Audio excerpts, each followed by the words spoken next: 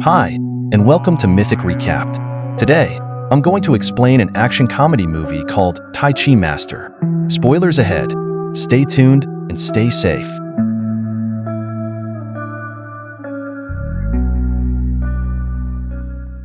In the opening scene, we are introduced to a kung fu master named Jue Yuan, who brings a new student named Qinbo to the Shaolin Temple. He introduces the boy to another student, Jun Bao, and instructs him to brief Qinbo about the temple's code of conduct. After the master departs, Jun Bao initially addresses Qinbo as his junior. However, Qinbo, who is taller and older than him, insists on being referred to as the senior. Later, Jun Bao and Qinbo are seen sweeping the floor when they overhear a group of students practicing kung fu techniques. They peek through the door, and Qinbo remarks that he could outperform them if given the chance. Just then, a senior student approaches and orders them to return to their chores. When the boys inquire about his identity, the senior starts bullying them, asserting his authority as their senior and threatening to hit them whenever he pleases. Furious at this mistreatment, Jun Bao and Qinbo decide to complain to their master, Jueyun. To their surprise, they find their master meditating under the scorching sun. Seeing this, Jun Bao plucks a plant to cast a shadow over his master, but Jueyun teaches them that everything has a life and that they should not harm nature for personal gain. Afterward, the two boys express their desire to learn kung fu as a means of self-defense against bullies. Jue Yuan agrees, but tells them to use it only to help others. Later on, the mischievous duo finds the same bully, wraps him in a cloth, and beats him up as revenge. However, the senior student recognizes them, and they are punished by the headmaster. They are made to kneel in the sun without food for an entire day. A short while later, Jue Yuan visits them and scolds them for their actions. He pretends to punish them in front of the headmaster, but secretly provides them with food. Afterward, the two boys are assigned the task of cleaning the Luo Han Hall. While working, they also practice kung fu using their brooms. As the years pass, Jun Bao and Qinbo become best friends, both determined to master their kung fu moves. Their training includes breaking stone piles with their heads, mastering headstands, practicing iron palm techniques, and more. One day, they receive news that their promotion examination will be held soon. The scene fast-forwards to the day of the exam, where the headmaster announces that only the top 4 students will advance to Damore Hall to study superior martial arts techniques. The first round features a duel between Qinbo and another student. Qinbo easily wins the duel, but he is disqualified for his overly aggressive intent. Upset, he insults the headmaster in front of everyone. In response, the headmaster begins fighting him to teach him a lesson. Jun Bao tries to intervene but is thrown aside. During the battle, the headmaster is surprised to discover that Qinbo knows the Buddhist palms technique. He then commands the remaining students to form the Luo Han pole. It becomes a battle of our two heroes against several students. Despite the odds, they manage to fend off their attackers. Eventually, Jue Yuan arrives and stops the fight, allowing his two disciples to escape. This infuriates the headmaster, who accuses Jue Yuan of siding with his students. Afterward, the two boys apologize to their master. However, Jue Yuan informs them that he can no longer be their master, and they can no longer stay at the Shaolin Temple. Before leaving, he expresses no worries about Jun Bao but cautions that Qinbo's competitive nature could lead to trouble. He gives Qinbo a book to help him find inner peace. With that, Jun Bao and Qinbo venture into the outside world to seek their paths in life. In the next scene, they are wandering the streets, having not eaten in days. They approach people for food, but no one helps them. Soon, they come across a group of thugs harassing an elderly shop owner for money. Despite the old man's refusal, the thugs assault him and take the money. At this moment, a woman named Miss Lee intervenes, cleverly stealing the money back and returning it to the old man. When the thugs realize the money is missing, their leader orders his men to beat her up. A fight ensues, and Miss Lee initially handles the thugs with surprising martial arts skills but is quickly outnumbered. Jun Bao and Qinbo, who are watching from a distance, decide to help her. With their kung fu prowess, they defeat the thugs, impressing the bystanders.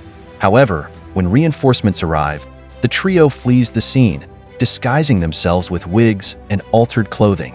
Later, as the three walk through the streets, people suddenly clear the way for the passing governor, Lu Jin. Qinbo expresses his desire to be as rich and powerful as the governor, but Miss Lee warns him that Lu Jin has a viper's heart, having taken many lives. After this, Miss Li leads the two friends to a restaurant for a meal. While they eat, they are captivated by the music played by a woman named Shu Lin, who is searching for her missing husband. With no one to support her, she earns a living playing the sanxian. Meanwhile, Qinbo develops feelings for Miss Li and can't help but gaze at her. Shortly after, the governor's sister enters the restaurant with her new boyfriend, who actually turns out to be Shu Lin's missing husband. This revelation enrages Shu Lin, prompting her to get into a brawl with the governor's sister.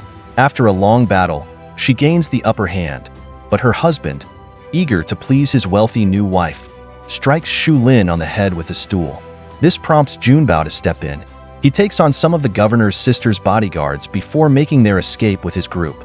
The four of them arrive at a motel, where they decide to spend the night. At midnight, Junbao and Qinbo notice a group of rebels who have stolen 300 taels of gold from Lu Jin. The next day, the two come up with an idea to make money. They announce to the townsfolk that anyone can punch them for a cent. They also promise to return 3 cents if they cry out in pain. In response, a man and his boys give them over 100 cents and start beating them up. However, they endure the beatings without flinching. A short while later, the governor's second-in-command approaches the duo, demanding a portion of their earnings as taxes. Junbao initially objects, but when the commander threatens them, Qinbo reluctantly hands over the money. He then makes a fool of himself to impress the commander. Surprisingly, the plan works, and the commander asks him to join the royal eunuch, where Lu Jin is recruiting new members. Qinbo readily agrees, but Junbao is a bit hesitant. At last, he decides against it, resulting in the separation of the two best friends. In the days that follow, Junbao starts living in the restaurant with Miss Li, Shu Lin, and some other rebels. Some days later, Lu Jin's goons show up at the restaurant to collect illegal taxes, which seems to have increased due to the governor's greedy nature. However, Junbao and the rebels refuse to pay. This infuriates the goons, who then launch an attack on them. A fierce battle ensues, but Junbao's group overpowers the assailants one by one. Despite this, one of the men manages to escape to alert Lu Jin. Junbao attempts to chase him on a horse, but his inexperience with riding causes him to struggle. Just then, Qinbo, who is now a soldier in the royal army, arrives at the scene and slits the throat of the escaping man. The two friends then reunite and exchange stories about their divergent lifestyles. Before departing, Qinbo warns Junbao to stay clear of the rebels, as they might get him into trouble. The scene then cuts to a competition being hosted at the royal barracks. It's revealed that the one displaying the most exceptional martial prowess will be chosen as the general. The contest begins, and a talented man consistently defeats all the soldiers put before him. He then challenges anyone to a duel. Qinbo grabs this opportunity and steps in for the fight. To everyone's surprise, he easily defeats his opponent and continues to take down the other challengers.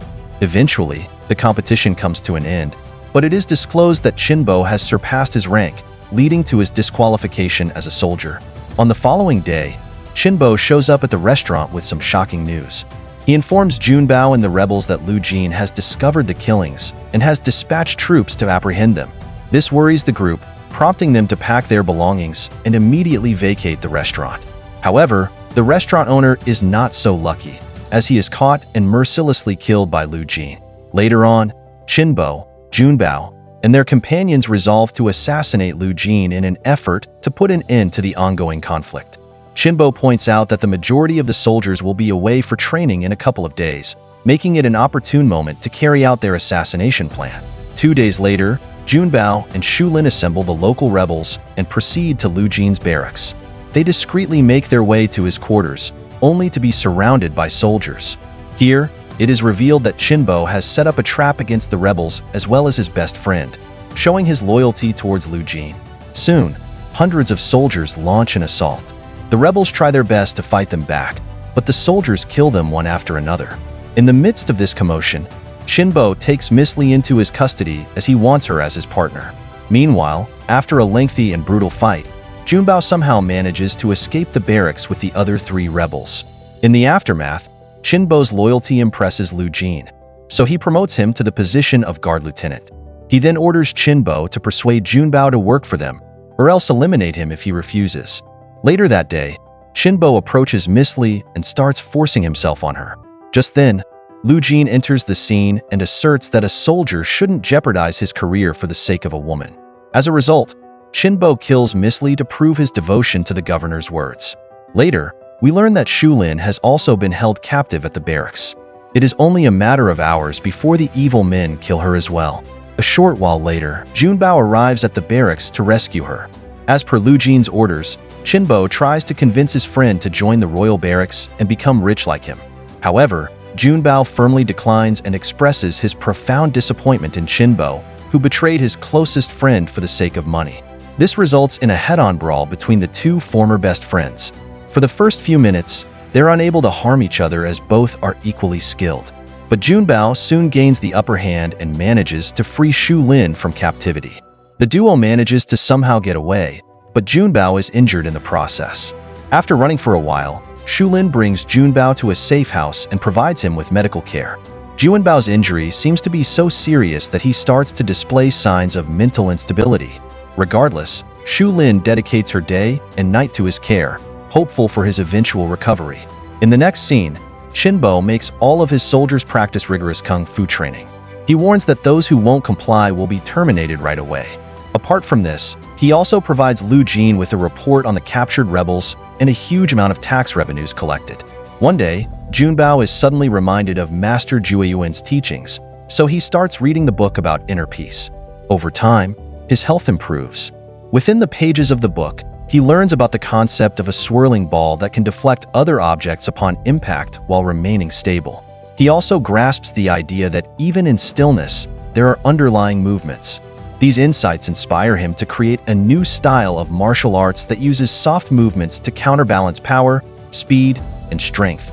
In the meantime, Qinbo interrogates villagers about Junbao's whereabouts and resorts to killing everyone who refuses to divulge the information. Upon learning this, Junbao and Xu Lin make a bold decision to confront Lu Jin and permanently end his tyrannical rule. We then cut to Lu Jin walking through the streets with his sister, accompanied by several soldiers. Suddenly, Junbao and Xu Lin appear out of nowhere, intercepting the convoy.